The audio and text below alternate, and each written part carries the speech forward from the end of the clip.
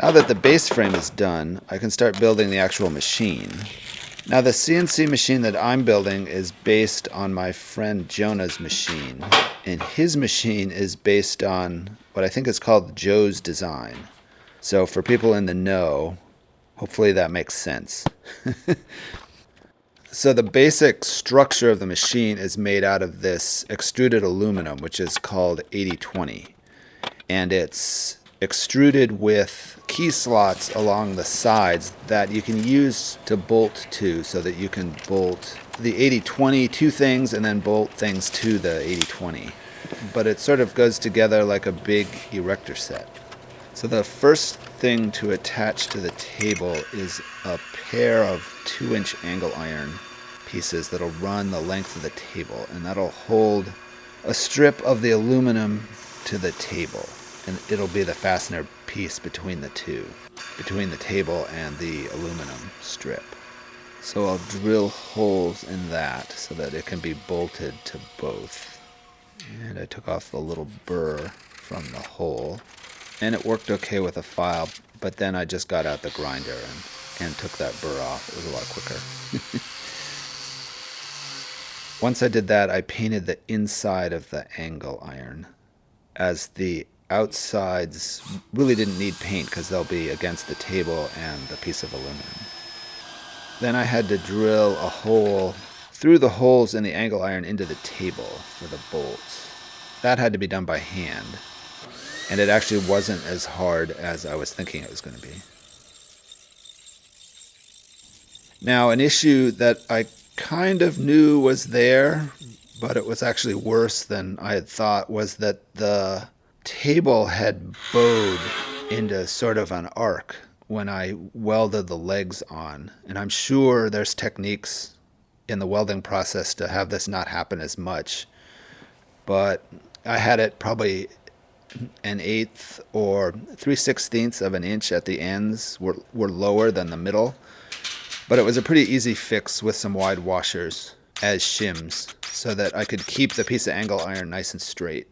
And it really didn't matter what the legs and the table were doing.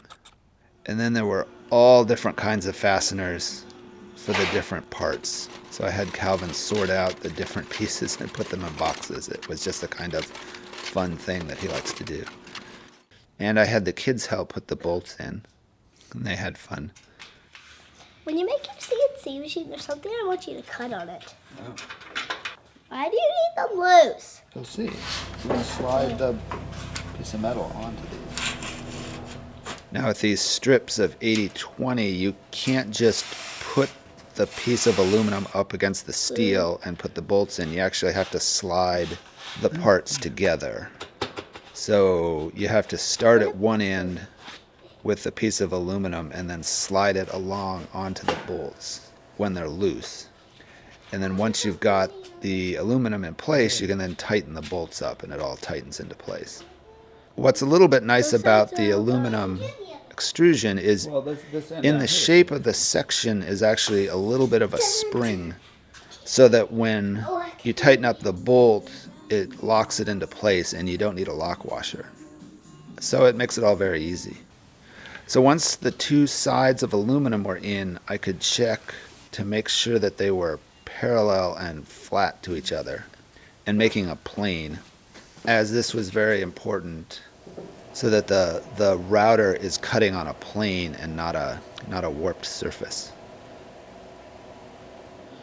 Then on the aluminum goes 2 strips of very small angle iron, and these will be the tracks for the wheels that the gantry will move back and forth on.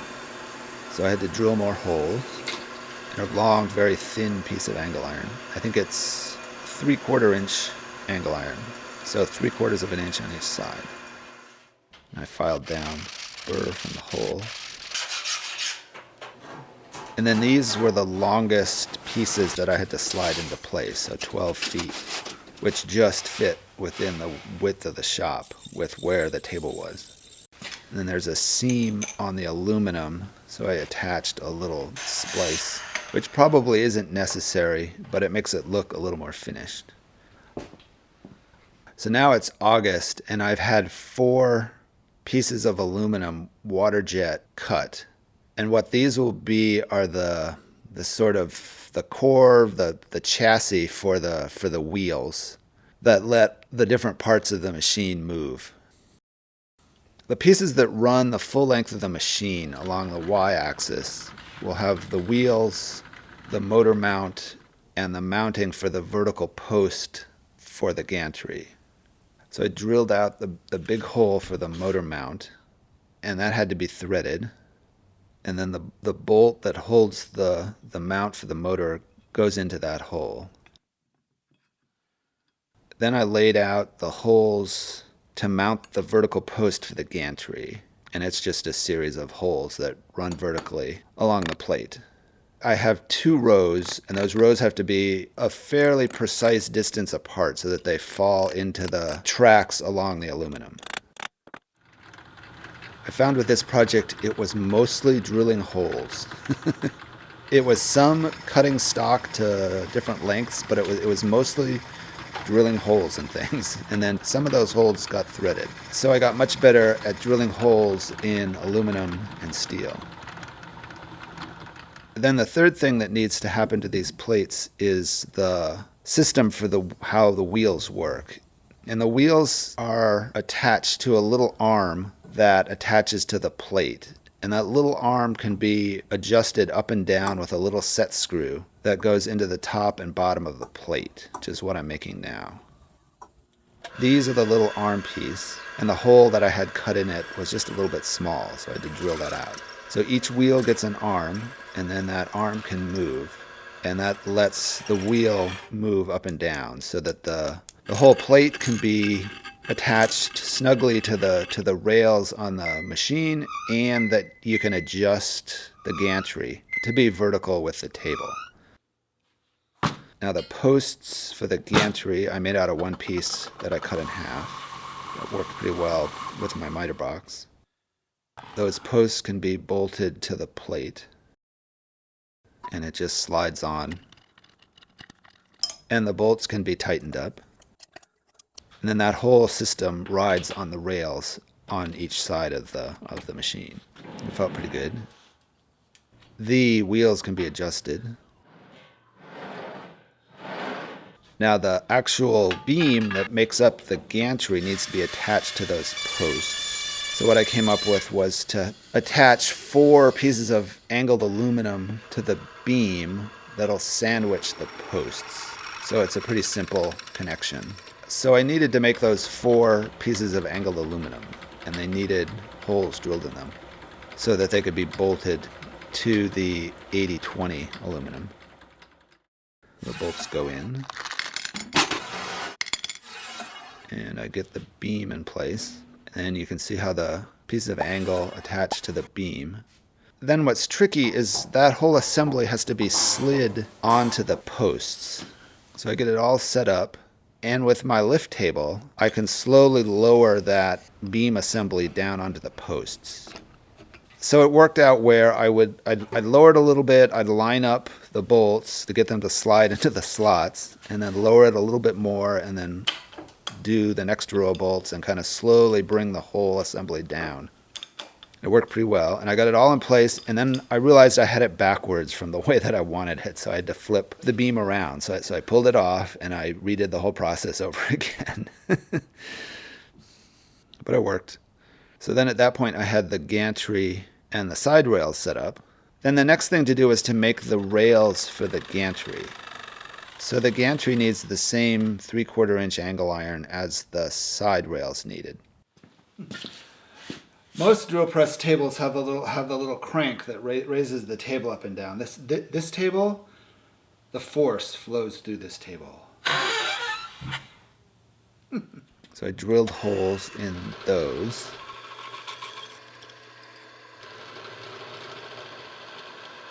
And attached bolts. And then I could slide all 4 of those onto the beam of the gantry and tighten them up. So the main structure at this point is put together, and I attached the motor mounts to the side plates, which would be the y-axis, with the motors. The plate that the motor is attaching to is a piece that I bought as a sort of complete kit. So that part attaches to the plate. There's a little tensioning device to keep the gear on the motor tight against the rack gear that I'm putting in here.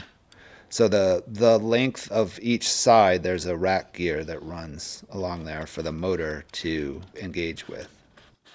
Now I'll start working on the carriage that runs along the gantry.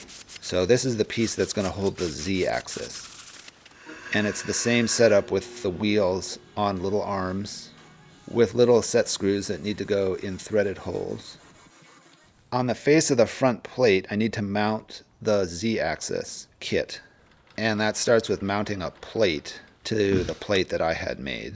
So I had to thread a whole bunch of holes into that plate so that the plate that comes with the Z-axis kit can be mounted to my plate. And I can put that carriage onto the Z-axis. It's basically two plates that sandwich the beam of the gantry. This is the Z-axis kit. So this whole assembly I just bought as a thing. This is the system that moves the router up and down. So first the plate goes on. All of the screws that I put in, I think there were 16 in total. And the Z-axis then mounts to that plate that I attached to the carriage. The motor goes on the top, and that's pretty easy. It just goes on with 4 bolts. So now the Z-axis is in place, and it can move back and forth along the gantry, and the gantry can move back and forth along the frame, and the Z-axis can go up and down, which gives you 3 different directions of movement. The basic components of the CNC machine are together. What I need to do now is the wiring, and it takes a little bit of work to track the cables around the machine so that they'll move with the machine as the machine moves without getting tangled up or in the way or run over or cut or or that sort of thing.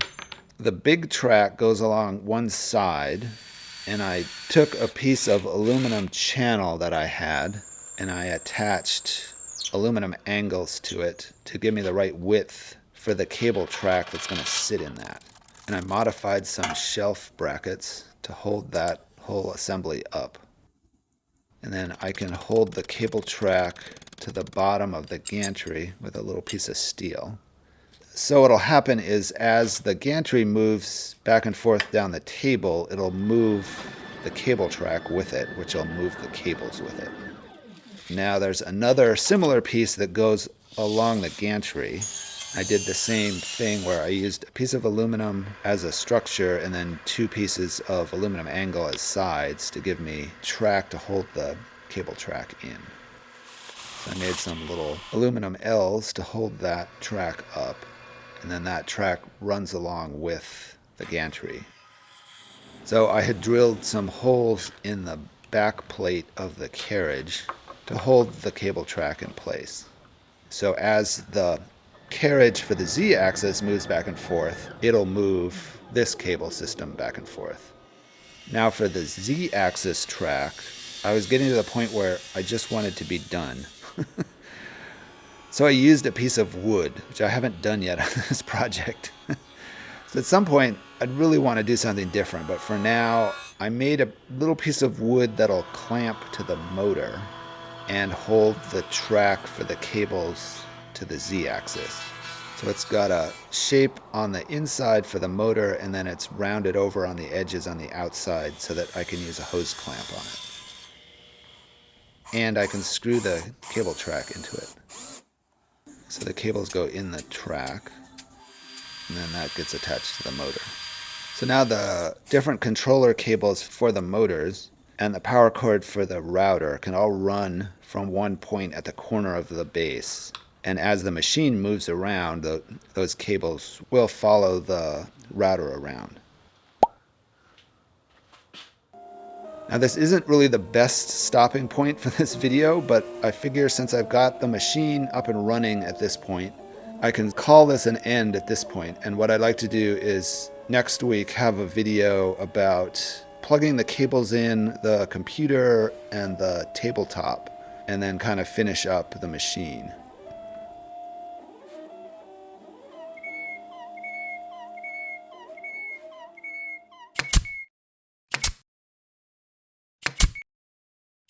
Thanks for watching.